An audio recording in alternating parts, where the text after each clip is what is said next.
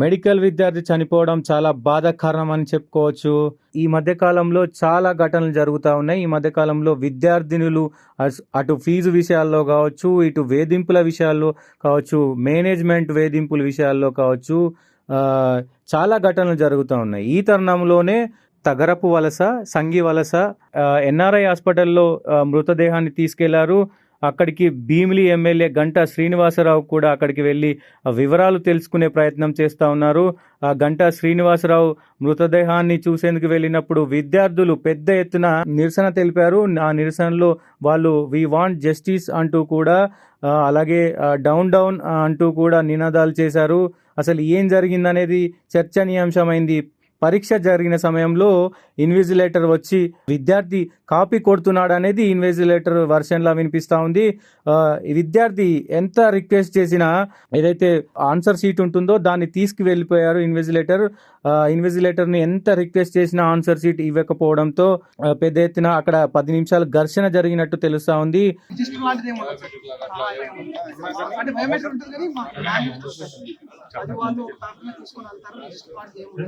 వాళ్ళు డైరెక్ట్గా మా ఫైల్ ప్రింట్ ఇస్తారు, డైరెక్ట్ డీటెయిల్ లిస్ట్ ఇస్తారు.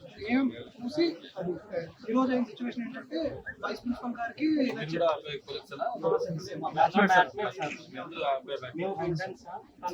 1 year exam last exam final exam అయిపోయింది. మేము కూడా మా ఫ్రెండ్స్ వెళ్ళిపోతాం. అయ్యేసరికి ఇంకా లాస్ట్కి ఫైనల్గా లాస్ట్ 1 o'clock ఆ టైం సార్ వెళ్ళి ఇప్పిస్తారు, పిలిచానని వెళ్ళాడు సార్. వెళ్ళి ఏదో ఒక్క 1 minute మాట్లాడు, ఏం మాట్లాడారు ఎవరికి తెలియదు సార్. చాలా కామ్గా మాట్లాడారు. అప్పటి వరకు బాగానే ఉన్నాడు. 1 minute మాట్లాడారు. అందరూ చూసిన వాళ్ళందరూ అదే చెప్పినారు. 1 minute మాట్లాడారు. 1 minute మాట్లాడేసరికి అబ్బాయి సడన్ గా ఫేషియల్ ఎక్స్ప్రెషన్ సడన్ గా అప్పటి వరకు అంటే బాగానే ఉన్నాడు సార్. ఇంకా కంటే డల్నెస్ అది ఎదిగిన హోప్ ఉంటుంది అనే మనిషి సడన్ గా డల్ అయిపోయాడు. 1 o'clock అయిపోయింది నార్మల్ గా. అయితే 1:10 అలౌ చేస్తారు సార్ బయటకి. 1:10 1 అయిపోయింది. సార్ వాళ్ళు పేపర్స్ లెక్క పెట్టుకోవడం ఏదో బిజీగా ఉన్నారు. అబ్బాయి సడన్ గా మూడ్ ఆఫ్ అయిపోయి వేసుకొచ్చి కూర్చోమన్నారు. బట్ వాడు వెళ్ళిపోదాం బయటికి వచ్చాడు సార్. వస్తే మాకు 2 ఎంట్రన్స్ ఉంటాయి sir. Main entrance, fire exit చేయడానికి వెళ్తుంటే ఎవరు వెళ్ళొద్దని చెప్పారు సార్. లెక్క పెట్టుకుంటున్నారు. ఇలా అబ్బాయి పడిపోయాడు అని చెప్తే ఇంకా అదే పని చేస్తున్నాడు. ఈలోపు ఈ అబ్బాయి కిందకి వెళ్ళాడు sir. Fire exit 4th floor నుంచి కింద పరిగెట్టుకుంటా కిందకి వెళ్ళి అక్కడ పడిపోయి ఉన్న మనిషిని అరే ఏం కాదని చెప్పి ఆఖరి బ్రెత్ తీసుకుంటున్నాడు సార్. గ్యాస్ లో ఉన్నాడు. ఇంకా ఏం కాదు, కంప్లీట్ గ్లాసరేషన్ ఉంది, పెల్విస్ మొత్తం లైక్ డిస్ట్రాక్చర్ ఎవిడెంట్ కనబడుతుంది. డిస్ప్లేస్ అయిపోయింది. కనబడుతుంటే ఇంత ఇష్యూ అయింది. ఏం కాదు. ఇంతలోని వీడు హెల్ప్ చేద్దామన్నా ఎగ్జామ్ లో ఉన్నారు కదా సార్. బైకీస్ కానీ ఫోన్స్ కానీ ఏం లేవు సార్. చేద్దాం ఇంకొకరు రావడానికి కూడా ఎవరు వెళ్ళొద్దు అటు. సో అప్పటికప్పుడు అక్కడ క్యారియర్ వ్యాన్ పక్కన బస్సులు ఉంటే ఫైనల్ బెచ్. సో ఎవరైనా హెల్ప్ చేయండి అని చేసేలోపు ఈలోపు మా ఫ్రెండ్స్ అంబులెన్స్ తీసుకునే లోపు అక్కడ దోబీనా లేదో అందులో మేము తీసుకొచ్చాం సార్ హాస్పిటల్. ఇప్పుడు దాకా ఇప్పటి వరకు మేనేజ్మెంట్ సైడ్ నుంచి మా సూపరింటెండెంట్ మ్యామ్ తప్ప మేనేజ్మెంట్ సైడ్ నుంచి డీన్ సార్ కానీ వైస్ ప్రిన్సిపల్ గారు కానీ ఆ ఎగ్జామ్ లో ఇన్విజిలేషన్ ఎవరు ఉన్నారు వాళ్ళు కానీ ఎవ్వరు చూడడానికి రాలేదు సార్. ఆఖరి 10 నిమిషాలు ఉండడంతో కూడా అతనికి ఇంకొకటి అదే లాస్ట్ పరీక్ష అవ్వడం, ఆఖరి 10 నిమిషాలే ఉండటం, ఆయన అక్కడ ఏం జరిగిందనేది తెలియాల్సి ఉంది. సీసీ ఫుటేజ్ లో కూడా మరి పోలీసులు చూసి దాన్ని తెలియజేయాల్సిన అవసరం అయితే ఉంది. మొత్తానికి అతను బయటకి 10 నిమిషాలే ఉండడంతో బయటకి వెళ్ళిపోతానంటూ చెప్పాడు. ఈ నేపథ్యంలోనే గేటు తీయడం కుదరదు అంటూ కూడా వాళ్ళు చెప్పారు. ఈ నిమిషంలో ఎమర్జెన్సీ గేట్ వైపు పరిగెత్తుకుంటూ వెళ్ళి సూసైడ్ చేసుకున్నట్లు తెలుస్తా ఉంది. పైకెక్కి దూకే సమయంలోనే అక్కడ కింద పడిపోయినట్లు తెలుస్తూ ఉంది. ఈ ఘటన సీసీ కెమెరాలో రికార్డ్ అయిందని దాన్ని పరిశీలించి దీనిపై విచారణ నివేదిక ఇస్తామన్నారు. పరీక్ష హాల్లో కాపీయింగ్కి పాల్పడితే నిజంగా పరీక్ష హాల్లో కాపీయింగ్ పాల్పడితే ప్రాణం తీసుకునేలా పరిస్థితి రాకూడదంటూ కూడా చెప్తా ఉన్నారు. కానీ ప్రాణం తీసుకునే పరిస్థితి ఎందుకు వచ్చిందనేది చర్చనీయాంశంగా అయింది. సో దీనికి సంబంధించి మేనేజ్మెంట్ నుండి మరి ఇప్పటి వరకు ఎలాంటి స్పందన లేదు. అటు బంధువులు వచ్చి అడిగితే తప్ప వీళ్ళు ఎలాంటి స్పందన ఇవ్వట్లేరు అని చెప్పి కూడా బంధువులు గుర్రుగా ఉన్నారు. సో మేనేజ్మెంట్ తరపున ఇప్పటి వరకు కనీసం విద్యార్థికి సంబంధించిన మృతదేహాన్ని చూడటం కానీ, విద్యార్థి గురించి మాట్లాడడం కానీ, ఎవరు రాలేదు మేనేజ్మెంట్కి సంబంధించి అని తోటి విద్యార్థులు చెప్తా ఉన్న పరిస్థితులు కనబడుతూ ఉన్నాయి. ఖచ్చితంగా ఈ ఘటనకు సంబంధించి అసలు ఏం జరిగిందనేది ఇన్విజిలేటర్కి, ఈ విద్యార్థికి 10 నిమిషాలు ఏం జరిగిందనేది సస్పెన్స్గా మారింది. పోలీసులు దీన్ని దర్యాప్తు చేస్తూ ఉన్నారు. అటు ఎమ్మెల్యే కూడా చొరవ తీసుకొని దీనిపైన మొత్తం ఆరా తీస్తూ ఉన్నారు. ఇలాంటి ఘటనలో నిజంగా విద్యార్థులు చనిపోవడం బాధాకరం అని చెప్పుకోవచ్చు. ఏదైనా విద్యార్థులు నిజంగా కాపీయింగ్కి పాల్పడితే మందలించాలి తప్ప ఇలా బలోన్మరానికి పాల్పడేటట్టు ప్రవర్తించడం కూడా కరెక్ట్ కాదంటూ చెప్తా ఉన్నారు. నిజంగా ఇలాంటి ఘటనలు జరగకూడదనే చెప్పుకోవచ్చు. ఎగ్జామినేషన్ జరుగుతున్న సమయంలో ఇన్విజిలేటర్స్ వాళ్ళు వచ్చి చెకింగ్ సమయంలో ఏదో సంథింగ్ జరిగింది, కాపీ లాంటివి, దానివల్ల ఆన్సర్ షీట్ తీసుకొని ఇన్విజిలేటర్స్ వెళ్ళిపోవడంతో తను చాలాసేపు వాళ్ళతో రిక్వెస్ట్ చేశాడు. చివరిదాకా కూడా రిక్వెస్ట్ చేసినా కూడా ఇన్విజిలేటర్స్ వాళ్ళు పేపర్లు ఇవ్వలేదు, మాకు ఇది ప్రాక్టీస్ కాదని చెప్పినట్టు తెలుస్తుంది.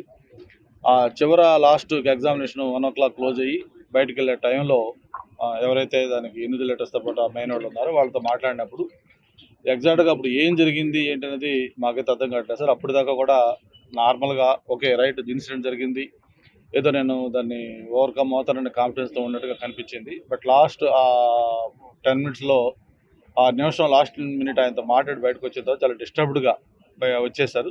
వచ్చి బయటికి రావడం కోసం ట్రై చేస్తే ఇంకా ఒక 10 నిమిషాలు టైం ఉంది కాబట్టి గేట్లు ఓపెన్ చేయమన్నారు. అప్పుడు ఎమర్జెన్సీ ఎగ్జిట్ ఏదైతే ఉందో ఆ వైపు పరిగెత్తి అక్కడ నుంచి దూకేసి సూసైడ్ చేసుకోవడం జరిగిందని చెప్పి వాళ్ళ ఫ్రెండ్స్ అది చెప్తా ఉన్నారు.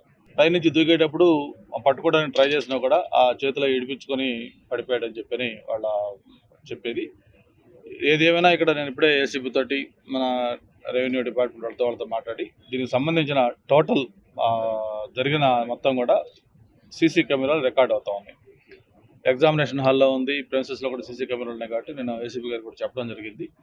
ఆ సీసీ కెమెరాలు ఇప్పుడు ఆఫీస్లోకి వెళ్ళి ఒకసారి మొత్తం beginning to ending total incident అయిన దాకా కూడా మొత్తం సీసీ కెమెరాలు చూసి ఎగ్జాక్ట్గా ఏంటి రీజన్ అనేది దాన్ని ఎంక్వైరీ కూడా చేయాల్సిన అవసరం ఉంది. ఒకటి, ఎగ్జామినేషన్లో ఏదైనా కాపీయింగ్ జరిగితే దానికి కొంత పనిష్మెంట్ ఇస్తారు, అంతే తప్ప ప్రాణం తీసుకునేంత పరిస్థితి ఎవరు కూడా రాకూడదు. గతంలో కూడా ఒక 1 year అబ్బాయి డిటైన్ అయ్యాడని కూడా వాళ్ళు చెప్తా ఉన్నారు. ఇది ఏంటనేది అది కాకుండా ఏదైనా మేనేజ్మెంట్ సైడ్ నుంచి ఏమైనా ఇబ్బందులు ఉన్నాయా, ప్రెజర్స్ ఉన్నాయా, లేకపోతే వాళ్ళకి ఏమైనా వేధింపులు ఉన్నాయనే యాంగిల్లో కూడా ఖచ్చితంగా విచారించాల్సిన అవసరం ఉంది. వాళ్ళ పిల్లలు ప్రధానంగా వాళ్ళు చెప్పేది ఏంటంటే ఇంత టోటల్ ఇది జరుగుతుంటే మేనేజ్మెంట్ సైడ్ నుంచి ఎవ్వరు కూడా కనీసం ఏంటి ఒక స్టూడెంట్ చనిపోయాడు కదా, ఎందుకు అయింది, ఎలా ఉంది ఏంటి అనేది ఎవరు కూడా దాని మీద విచారణ కూడా చేయట్లేదు. ఇది అన్ఫార్చునేట్ థింగ్ సార్ అని చెప్పని వాళ్ళ పిల్లలు ఆవేదన వ్యక్తపరుస్తూ ఉన్నారు. బట్ ఏదైనా ఒక మెడికల్ ఫైనల్ ఇయర్ చదువుతున్న స్టూడెంట్ చనిపోవడం అనేది చాలా చాలా అన్ఫార్చునేట్ థింగ్.